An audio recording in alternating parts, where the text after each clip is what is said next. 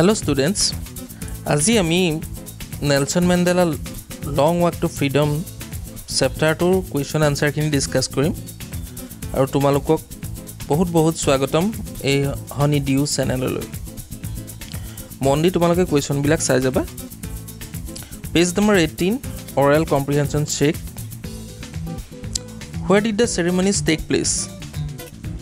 can you name any public buildings in India that are made of sandstone শপত গ্ৰহণ সমাৰোহৰ যি উৎসৱ শেষ ক'ত হৈছিল আৰু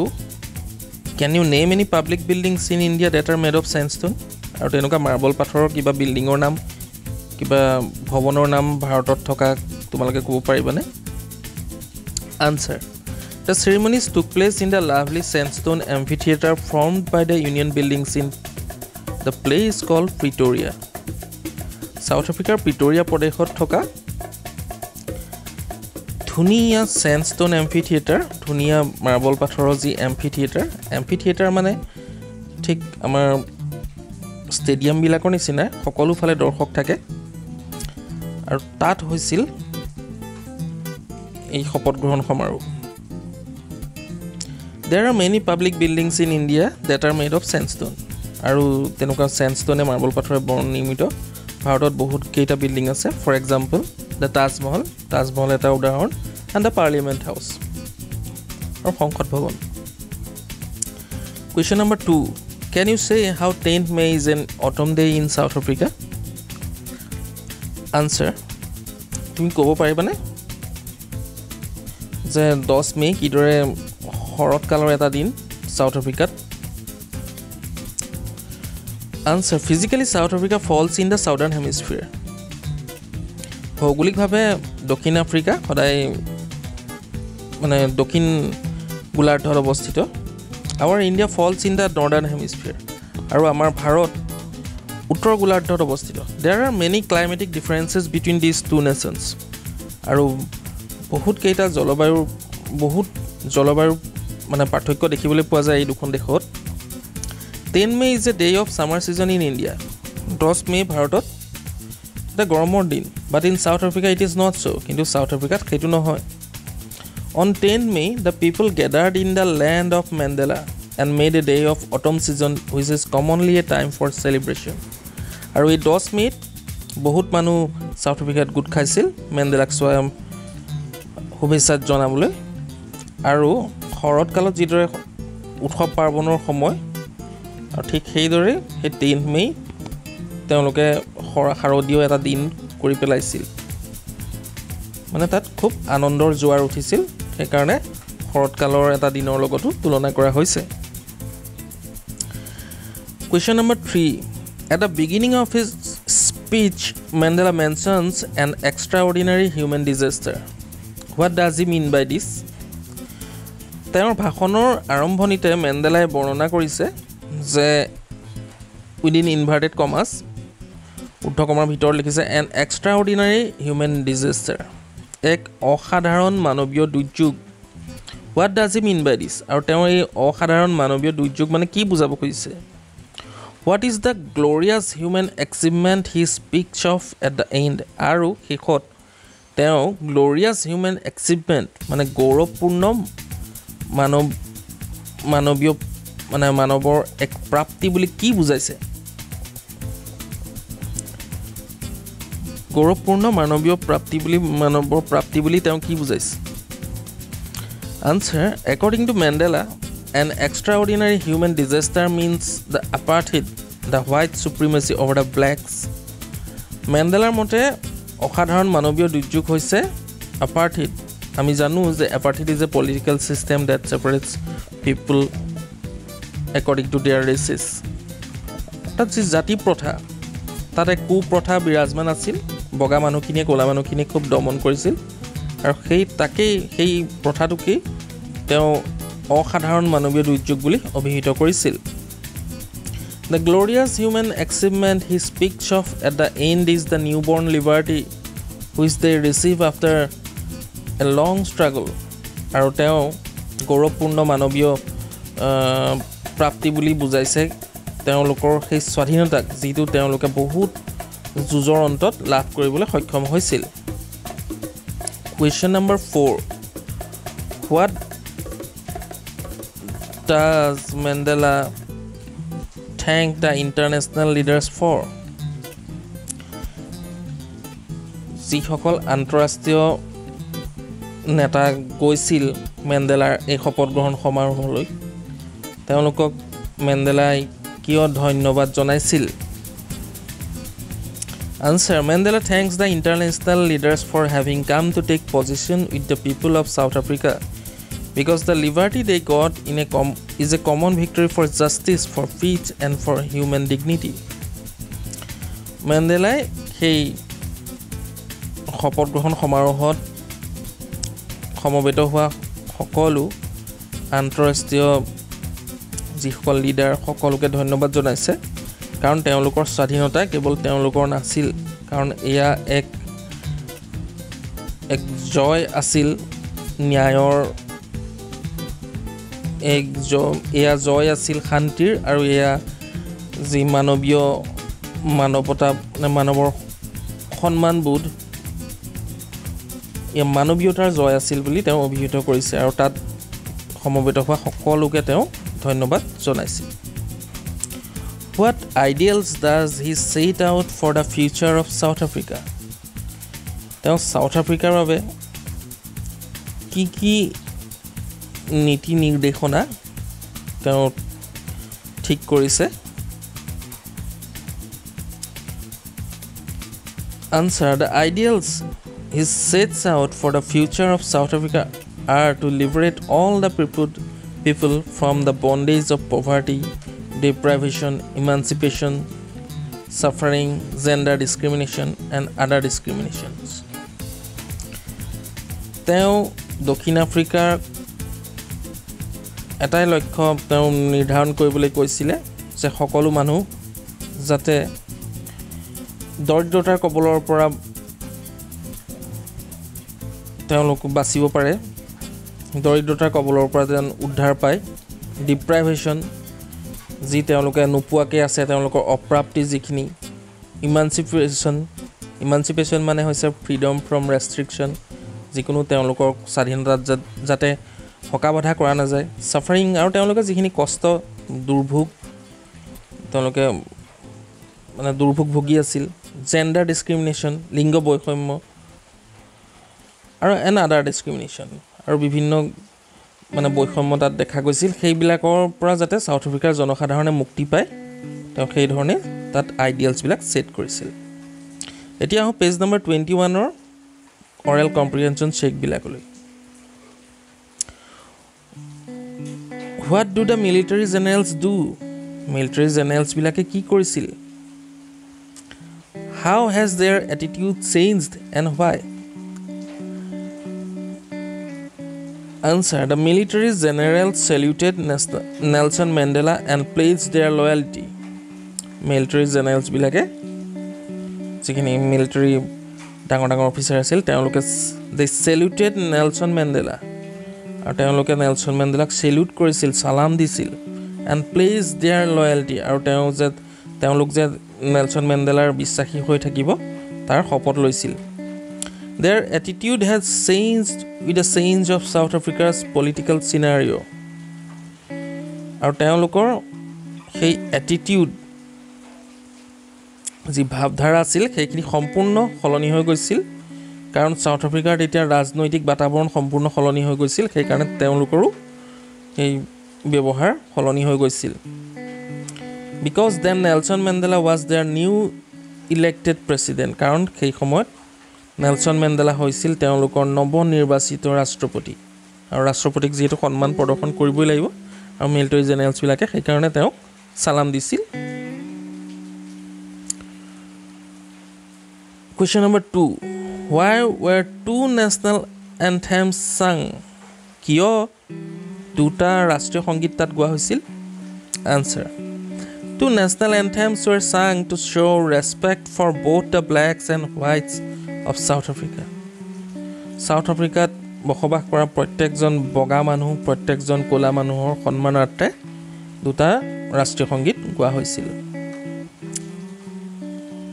Question number 3. How does Mandela describe the systems of government in his country in the first decade? Question number 1. Question number 2. In the final decade of the 20th century. Answer. Nelson কুৱেশ্যনটো এবাৰ বুজাই দিছোঁ Nelson মেণ্ডেলাই কিদৰে বৰ্ণনা কৰিছে যে তেওঁলোকৰ চৰকাৰ কি ধৰণৰ আছিল প্ৰথম দশকত আৰু শেষৰ দশকত বিংশ শতাব্দীৰ শেষৰ দশক আৰু প্ৰথম দশকত তেওঁলোকৰ চৰকাৰ কি ধৰণৰ আছিল answer In the first decade the white skinned people of South Africa patched up their differences and created racial domination against the dark skinned people. প্ৰথম দশকত বগা মানুহখিনিয়ে ক'লা মানুহখিনিক সম্পূৰ্ণৰূপে দমন কৰি ৰাখিছিল The structure they created formed the basis of one of the harshest inhuman societies the world has ever known. আৰু তেওঁলোকে যি ধৰণৰ এক সংৰচনা ৰচনা কৰিছিল তাত এক পৃথিৱীৰ ভিতৰত এক অমানৱীয় মানে সমাজত লৈ পৰিণত হৈছিল south Africa In the final decade of the 20th century the brutal system has been replaced by one government which recognizes the rights and freedoms of all people regardless of the color of their skin আৰু অন্তিম দশকত বিংশ শতাব্দীৰ অন্তিম দশকত এই জঘন্য সিস্টেমবোৰ আঁতৰি গৈছিল আৰু তাত এনেকুৱা এখন চৰকাৰ গঠন হৈছিল যি বগা মানুহ আৰু শকত মানুহ বগা মানুহ আৰু ক'লা মানুহ সকলোকে সমভাৱে যাতে চাব পাৰে তেনেকুৱা এখন চৰকাৰ তাত গঠন হৈছিল Question number 4 What does courage mean to Mandela? Mandelaৰ মতে সাহস কি Answer According to Mandela courage is not the absence of fear but triumph over it. Mandelaৰ মতে সাহস হৈছে সাহস ভয় নকৰা অৱস্থা নহয় কিন্তু সেই ভয়ক জয় কৰা অৱস্থাকে সাহস বুলি কোৱা হয় Question number 5 Which does he think is natural to love or to hate? Nelson Mandela কোনটোক বেছি প্ৰাকৃতিক বুলি ভাবে কাৰোবাক ভাল পোৱাটো নে কাৰোবাক বেয়া পোৱাটো কাৰোবাক মৰম কৰাটো নে কাৰোবাক ঘৃণা কৰাটো Answer According to Mandela to love is more natural আৰু মেণ্ডেলাৰ মতে কাৰোবাক ভাল পোৱাটো কাৰোবাক মৰম কৰাটো বেছি প্ৰাকৃতিক People can be taught to love for love comes more naturally to human heart than its opposite মেণ্ডেলাৰ মতে ভাল পোৱা মানুহক সোনকালে শিকাব পাৰি কাৰণ মানুহৰ হৃদয়লে ইয়া প্ৰাকৃতিকভাৱে মানুহৰ হৃদয়ত ইয়া বিৰাজমান Man's goodness is a flame that can be hidden but never extinguished আৰু মানুহৰ ভিতৰত যিখিনি ভাল গুণ আছে সেইখিনি লুকুৱাই ৰাখিব পাৰি কিন্তু সম্পূৰ্ণৰূপে নাইকিয়া কৰি তুলিব নোৱাৰি ইয়া এক অগ্নিৰ দৰে অলপ সময় লুকুৱাই ৰাখিব পাৰি কিন্তু সম্পূৰ্ণৰূপে এক্সটিংগুইশ অৰ্থাৎ একেবাৰে নুমাই পেলাব নোৱাৰি Page number 24 Oral Comprehension check What twin obligations does Mandela mentions? দুটা তেওঁ নীতিৰ দৰে গঠন কৰিছিল সেইকেইটা কি আছিল মানে মানুহৰ দায়িত্ব তেওঁ দুই প্ৰকাৰৰ দায়িত্ব থাকে বুলি কৈছিল সেই দায়িত্ব কেইটা কি আছিল Answer Mandela mentions every person has twin obligations মানুহৰ দুটা যমজ দায়িত্ব থাকে মানে দুটা প্ৰায় দায়িত্ব থাকে First obligation is to his family parents wife and children প্ৰথম দায়িত্ব থাকে তেওঁৰ পৰিয়ালৰ প্ৰতি নিজৰ মা দেউতাৰ প্ৰতি নিজৰ পত্নী আৰু সন্তানৰ প্ৰতি Second obligation is to his people community and country আৰু দ্বিতীয় দায়িত্ব থাকে তেওঁৰ মানুহলৈ সমাজলৈ আৰু দেশৰ প্ৰতি Question number 2 What did being free mean to Mandela as a boy and as a student? Mandela free মানে মুকলি মানে কি বুজিছিল যেতিয়া তেওঁ সৰু হৈ আছিল বয় হৈ আছিল মানে সৰু ল'ৰা হৈ আছিল আৰু এজন ছাত্ৰ হৈ আছিল How does he contrast these transitory freedoms with the basic and honorable freedoms? আৰু তেওঁ কিদৰে শেষত এইবিলাক তুলনা কৰিছে এইবিলাকক তেওঁ ট্ৰানজিটৰি বুলি কৈছে যি অলপ সময়ৰ বাবে থাকে আৰু তেওঁ কিদৰে মানে বেসিক মুখ্য আৰু সন্মানীয় স্বাধীনতাৰ লগত এইবিলাকৰ কিদৰে তেওঁ তুলনা এটা কৰিছে তাৰ বৰ্ণনা দিবলৈ কৈছে Answer As a boy Mandela meant being free means to run in the fields near mother's hut, free to swim in the clear stream that ran through his village, free to roast mealies under the night sky. আৰু যেতিয়া Mandela মানে এটা সৰু ল'ৰা হৈ আছিল তেতিয়া স্বাধীনতা মানে বুজিছিল যে মুকলি হোৱা মানে বুজিছিল ফিল্ডত ঘূৰি ফুৰা মাকৰ ঘৰটোৰ আশে-পাশে দৌৰি ফুৰাটোৱে তেওঁৰ বাবে স্বাধীনতা আছিল Free to swim in the clear stream that ran through his village আৰু তেওঁৰ গাঁৱৰ মাজেৰে যি এক জুৰি বৈ গৈছিল সেই জুৰিত গৈ পেলাই সাঁতোৰাটোৱে তেওঁৰ বাবে স্বাধীনতা আছিল Free to roast mealies under the night sky আৰু ৰাতিৰ আকাশৰ তলত তেওঁ গোমধানৰ ভাজি যি খাইছিল সেই তেওঁলোকৰ বাবে স্বাধীনতা আছিল তেওঁৰ বাবে স্বাধীনতা আছিল As a student, Mandela meant freedoms of being able to stay out at night, read everything, and to go anywhere. আৰু ছাত্ৰ হিচাপে মেণ্ডেলাই বুজিছিল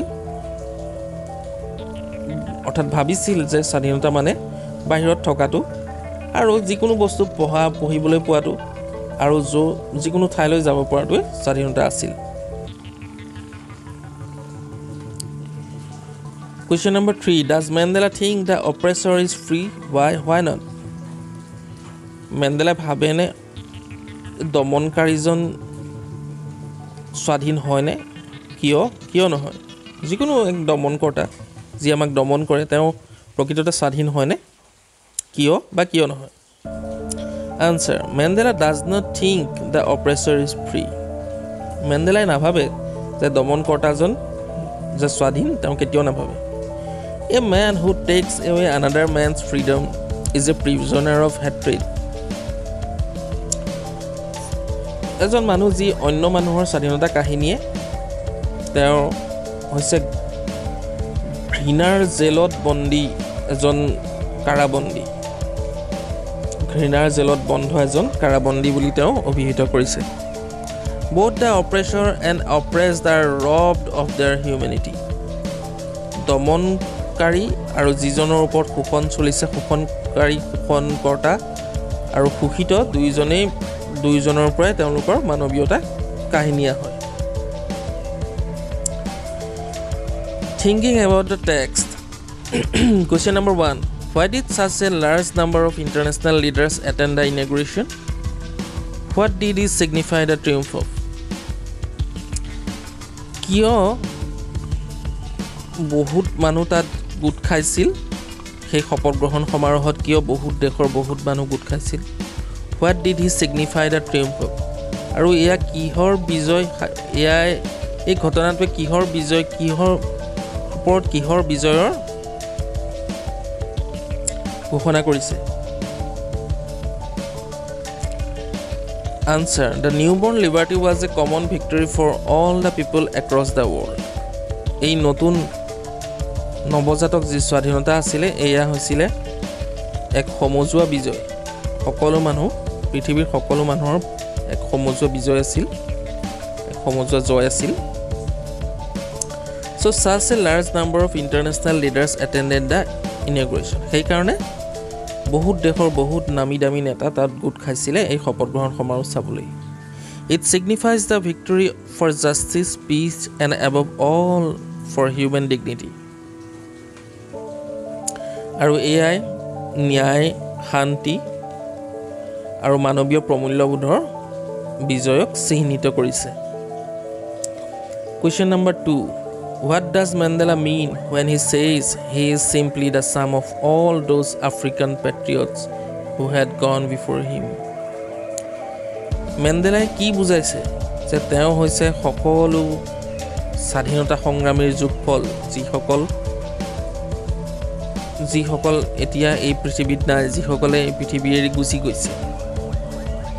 তেওঁ নিজকে সেই সকলৰ যোগফল বুলি কিয় কৈছে Answer. The freedom obtained by South Africa was not a single day's activity. South Africa যি স্বাধীনতা লাভ কৰিছিল সেয়া এদিনৰ কৰ্ম নাছিল এদিনৰ যুঁজৰ কৰ্মফল নাছিল It had come through unimaginable sacrifices of thousands of South African people. এয়া বিজয় আছিল বহুত মানুহৰ অকল্পনীয় স্যাক্ৰিফাইস অৰ্থাৎ বলিদানৰ ফসল আছিল এই স্বাধীনতা whose suffering and courage can never be counted and repaid আৰু যি সকলে যি কষ্ট ভোগ কৰিছিল আৰু তেওঁলোকৰ যি সাহস আছিল সেয়া কোনো প্ৰকাৰে গণনা কৰিব পৰা নাযায় আৰু তেওঁলোকক তাৰ মূল্যও দিব পৰা নাযায় Nelson Mandela is kind enough to give the credits to all the patriots who had gone before him আৰু নেলসন মেণ্ডেলা সকলো ক্ৰেডিট সকলো প্ৰাপ্তি তেওঁ আগৰ স্বাধীনতা সংগ্ৰামীখিনিক দিব খোজে যিসকল তেওঁতকৈ আগতে মৃত্যুবৰণ কৰিছে যিসকল এই পৃথিৱীত নাই তেওঁলোকক তেওঁ স্বাধীনতাৰ বাবে অভিনন্দন জনাইছে So he says he is simply the sum of all those African patriots আৰু সেই কাৰণে তেওঁ কৈছে যে সেই সকলোবিলাক যুগ বিয়োগৰ পিছত এই সকলোবিলাকৰ মৃত্যুৰ পিছত তেওঁ আজি সাউথ আফ্ৰিকাৰ ৰাষ্ট্ৰপতি হ'ব পাৰিছে কাৰণ কেয়া বহুত মানুহৰ বলিদানৰ ফসল Question number 3 Would you agree that the depth of oppression create heights of character যে তুমি এটো মানানে যে যিমানেই শোষণৰ প্ৰকোপ চৰে অৰ্থাৎ শোষণ বাঢ়ি যায় হিমানে চৰিত্ৰৰ বেছি উচ্চ চৰিত্ৰৰ নিৰ্মাণ হয় How does Mandela illustrate this? আৰু মেণ্ডেলা কিদৰে এয়া ইলাস্ট্ৰেট কৰিছে কিদৰে বৰ্ণনা কৰিছে Can you add your own examples to this argument? আৰু তুমি ইয়াৰ বাবে কিবা এই আৰ্গুমেন্টটো এই তৰ্কটো প্ৰতীয়মান কৰিবলৈ কিবা নতুন নিজৰ এক্সাম্পল উদাহৰণ দিব পাৰিবানে Answer Yes, I do agree with the statement that the depths of oppression create heights of character. হয় মই মানিছলো যে যিমানে শোষণ বাঢ়ি যায় সিমানে গভীৰ চৰিত্ৰ নিৰ্মাণ হয় Mandela says that the policy of apartheid created a deep and lasting wound in South Africa. Mandela কৈছে যে যি জাতি প্ৰথা আছিল সি এক গভীৰ ক্ষত সি এক আৰু বহুত দিনলৈ লাষ্টিং কৰি থকা অৰ্থাৎ এক ঘাৰ সৃষ্টি কৰিছিল যি ঘা কোনোদিন মানে নুখুকাব তেনেকুৱা এক ঘাৰ সৃষ্টি কৰিছিল তাত জাতি প্ৰথাই The decades of oppression and brutality produced some men of extraordinary courage. আৰু এই দশক জোৰা শোষণ আৰু যি বৰ্বৰ অত্যাচাৰ সেইবিলাকে কিছুমান এনেকুৱা মানুহৰ জন্ম দিছিল যাৰ কাৰেজ আছিল এক্সট্ৰাঅৰ্ডিনাৰী যাৰ সাহস আছিল অতুলনীয় wisdom and generosity তেওঁলোকৰ জ্ঞান তেওঁলোকৰ যি generosity সেইবিলাক আছিল সাংঘাতিক extraordinary বুলি তেওঁ অভিহিত কৰিছে They are the real gems of South African land for whom the independence was possible after a long struggle. আৰু তেওঁলোকে হৈছে স্বাধীন সাউথ আফ্ৰিকাৰ মাটিৰ প্ৰকৃত ৰত্ন যাৰ বাবে গভীৰ যুঁজৰ অন্তত সাউথ আফ্ৰিকাই এই স্বাধীনতা লাভ কৰিছে In our country, several freedom fighters faced many brutal experiences. আমাৰ দেশতো বহুত স্বাধীনতা সংগ্ৰামীয়ে এনেকুৱা অত্যাচাৰ সহিছিলে Many of the leaders died in the freedom struggle. আৰু বহুত কেইজন নেতা মৃত্যু হৈছিল স্বাধীনতাৰ সংগ্ৰামত Mahatma Gandhi Bhagat Singh are some of the examples they were punished by the British government yet they stood firmly to achieve their goal Mahatma Gandhi Bhagat Singh তাৰ কিছুমান উদাহৰণ ভগত সিংকটো ফাঁচিও দিয়া হৈছিল আৰু তেওঁলোকে ব্ৰিটিছ গভৰ্ণমেণ্টৰ বিৰুদ্ধে যি এক জোৰদাৰ আন্দোলন চলাই গৈছিল আৰু শেষত তেওঁলোকে সফলতা লাভ কৰিছিল Question number 4 How did Mandela's understanding of freedom change with age and experience? Nelson Mandelar স্বাধীনতাৰ যি সংজ্ঞা আছিল তেওঁ স্বাধীনতা মানে যি বুজিছিল সেয়া বয়স আৰু অভিজ্ঞতাৰ লগতে কিদৰে সলনি হৈছিল Answer Mandela's understanding of freedom had changed with age and experience. At first, he was conscious about his own freedom. Mandelar যি স্বাধীনতাৰ ওপৰত যি দখল আছিল জ্ঞান আছিল সেয়া বয়স আৰু অভিজ্ঞতাৰ লগে লগে সলনি হৈ গৈছিল At first, he was conscious about his own freedom. প্ৰথমতে তেওঁ নিজৰ স্বাধীনতাৰ কথাহে মন দিছিল Later, he understood that the chains on anyone is the chains on him. শেষত তেওঁ বুজিছিলে যে কাৰোবাৰ যদি ডিঙিত হিকলি লগা থাকে তেওঁৰ মানুহৰ গাত যদি হিকলি লগা থাকে তেতিয়াহলে হিটোৱে এইটোও বুজায় যে তেওঁৰ গাতো সেই হিকলিডাল লাগি আছে So hunger for his own freedom became the greater hunger for the freedom of all the people. So সেই কাৰণে তেওঁ স্বাধীনতাৰ বাবে যি হেঁপাহ আছিল সেয়া সাউথ আফ্ৰিকাৰ মানুহৰ স্বাধীনতাৰ প্ৰতি হেঁপাহলৈ পৰিগণিত হৈছিল কাৰণ তেওঁ অকল নিজৰ বাবে শেষত স্বাধীনতা বিচৰা নাছিল আৰু সাউথ আফ্ৰিকাৰ জনসাধাৰণৰ বাবেও স্বাধীনতা বিচাৰিবলৈ লৈছিল Question number 5 How did Mandela's hunger for freedom change his life? So Mandelaৰ স্বাধীনতাৰ প্ৰতি যি ভোক আছিল সেইটোৱে মেণ্ডেলাৰ জীৱন কিদৰে সলনি কৰিছিল কিদৰে মেণ্ডেলাৰ জীৱনত পৰিৱৰ্তন আনিছিল Answer Mandela's hunger for freedom had changed his entire life. It had transformed a frightened young man into a bold man, a law-abiding attorney to a criminal, and a family-loving man into a monk. He clearly had the understanding that both the oppressed and oppressor are robbed of their humanity. Both must be set free. মেণ্ডেলাৰ স্বাধীনতাৰ প্ৰতি থকা ভোকটোৱে তেওঁৰ জীৱন সলনি কৰি দিছিল আৰু এইটোৱে এনেকুৱা ধৰণে ট্ৰান্সফৰ্ম কৰিছিল যে সলনি কৰিছিল এ ফ্ৰাইটেণ্ড য়ং মেন ইনটু এ বোল্ড মেন এটা ভয়াতুৰ ডেকা মানুহক এজন সাহসী মানুহলৈ ৰূপান্তৰিত কৰিছিল এ ল এবাইডিং এটৰ্নি টু এ ক্ৰিমিনেল এজন নিয়ম মানি চলা এটৰ্নি অৰ্থাৎ সাধাৰণ চাকৰিয়াল এজন মানে অপৰাধীলৈ পৰিগণিত হৈছিল and a family loving man into a monk আৰু নিজৰ ঘৰত থাকি ভাল পোৱা ঘৰৰ মানুহক ভাল পোৱা মানুহক সন্ন্যাসীৰ জীৱন যাপন কৰিবলৈ বাধ্য কৰাইছিল He clearly had the understanding that both the oppressed and oppressor are robbed of their humanity. তেওঁ ভালদৰে বুজিছিল যে শোষণকাৰী অৰ্থাৎ শোষক আৰু শোষিত সকলোৰে মানৱীয়তা হেৰাই গৈছে Both must be set free. আৰু এই সকলোকে স্বাধীন কৰাটো খুবেই দৰকাৰ তেতিয়াহে সাউথ আফ্ৰিকা স্বাধীন হ'ব ইয়াৰ লগে লগে ভিডিঅ'টো সমাপ্ত হৈছে আশা কৰোঁ তোমালোকে কুৱেশ্যনবিলাক বুজিছা ধন্যবাদ Thanks for watching.